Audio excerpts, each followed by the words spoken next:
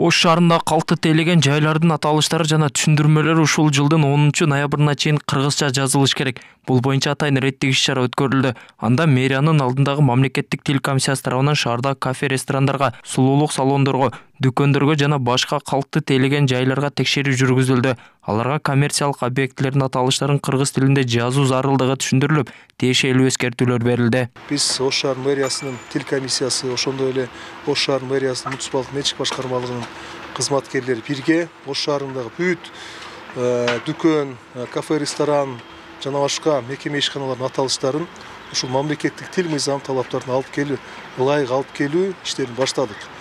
Ош шаар мэри Токторбай Жеңишбек Шерматович өзүнүн убактын берди. Бүт ушул кафе-ресторандардын, дүкөндөрдүн аталыштарын 10 ноябрга чейин ушул мыйзамдардын талаптарына алып келүү. Башкача айтканда мамлекеттик тилде жазылуу, анан ушул мамлекеттик тилде түшүндүрмөлөрүн берүү жагын талаптарын алып келүү каралды.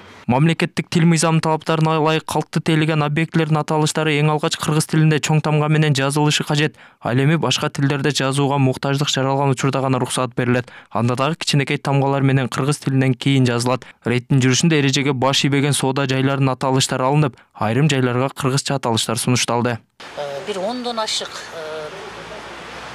жеке ишкерлердин ордундарына барганыбызда өзүңүз күбө болдуңуз. Бирдей жазылган. Мисалы, буудай нан дүкөнү деген жерде ошол эле орусча вариантында ошол кыргызча менен тең тамгалардын эрежеге баш ие турган болсок, биринчи кыргыз тилинде, анан зарыл болгон учурда расмий тилде ал тамгалар бир аз кичирээк форматта жазылыш керек.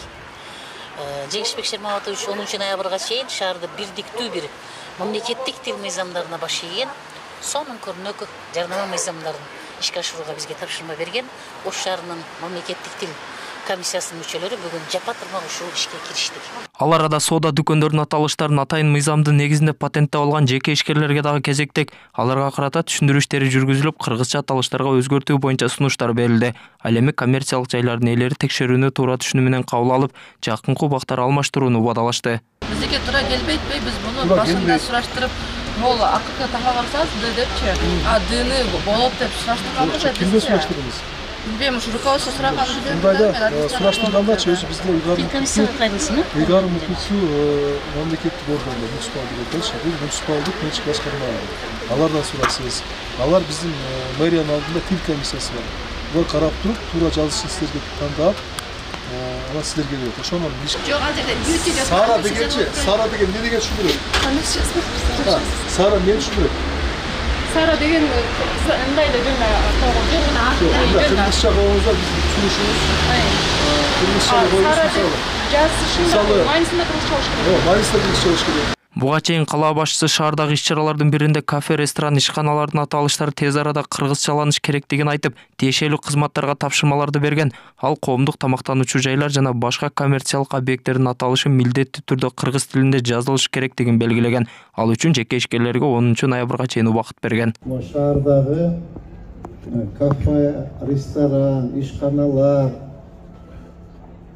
бардык аттары англисче, латынча, кытайча, арабча, өзбекче жазылып калыптыр.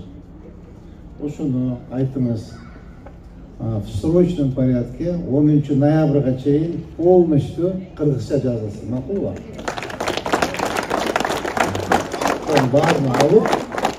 Баарын алып кыргызча татынакай кылып кыргызча жазып койсун. Мындай текшерүү жана түшүндүрүү иштери алдыда да байма-бай уланат. Мыйзам бузган жактарга 3000 сомдон 15000 сомго чейин айыппул каралган. Белгилей кетсек, өлкө башчысы 2023-жылы Кыргыз Республикасынын мамлекеттик тил жөнүндө конституциялык мыйзамына кол койгон. Аталган мыйзамга ылайык мамлекеттик органдар, жергиликтүү өзүн өзү башкаруу органдары, менчиктин түрүнө карабастан ишканалар, мекемелер жана уюмдар ишмердүүлүгүн кыргыз тилинде жүргүзүүгө милдеттендирилген.